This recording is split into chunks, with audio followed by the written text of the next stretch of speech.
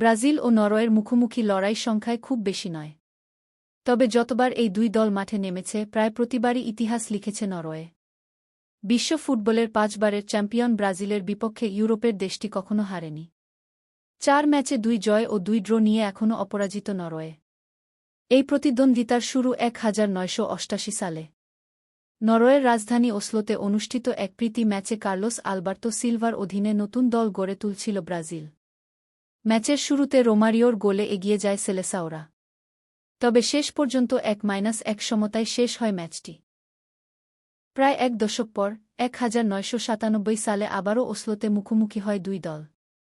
সে সময় মারিও জাগালোর অধীনে Ronaldo, Romario, ডেনিলসনদের নিয়ে তারকাচিত ব্রাজিলকে জয়ী ধরেই নিয়েছিলেন অনেকেই। কিন্তু সবাইকে চমকে দিয়ে 4-2 ব্যবধানে জয় তুলে নেয় নরওয়ে।